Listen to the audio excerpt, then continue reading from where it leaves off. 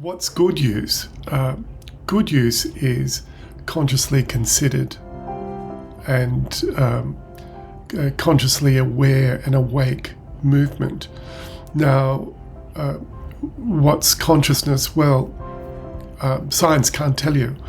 I have some films which I might attach onto this e-learning about consciousness and the discussion around consciousness.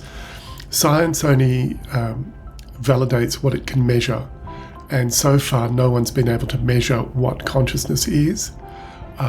There's a video by a lady called Susan Greenfield, I think is her name, and she talks about clumping of neural fibers and how neural fibers grow in density and size and weight as we mature. They do so in animals as well, and every living creature has these neural fibers that grow, but humans have, an extraordinary ratio of clumping of these neural fibers to our body weight. So the idea is that consciousness, has something to do with that neural network. Good use is conscious, and one of the things that consciousness does is it labels. So it says, you're looking at a computer screen, that's your room. And you can tell the difference between the computer screen and your room because you've labeled it with consciousness. So awareness and consciousness are very linked in, very, very crucial. As we work together, we're going to work with that idea of sensory awareness.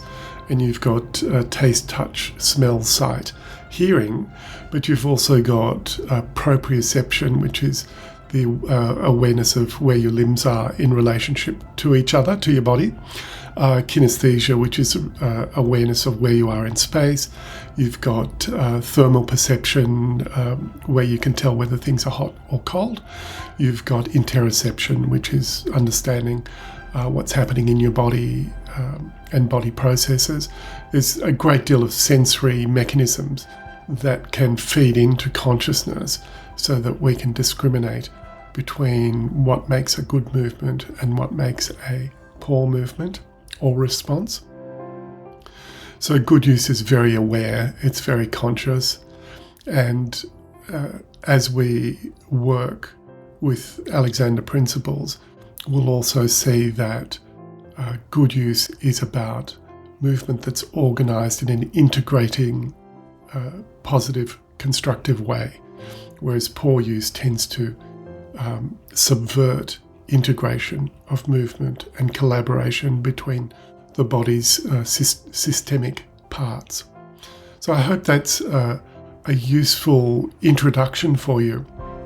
We've been tasked to look at a range of movements using Alexander technique concepts.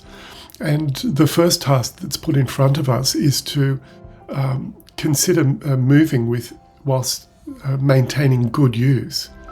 So in this very first part of the course, we're looking at use. What does it mean to use oneself well?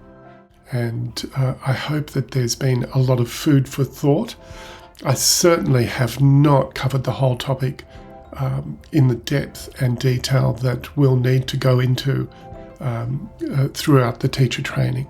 However, I hope that you have a good introduction to the concept of use and that you understand just what a crucial element this concept of use affecting functioning is.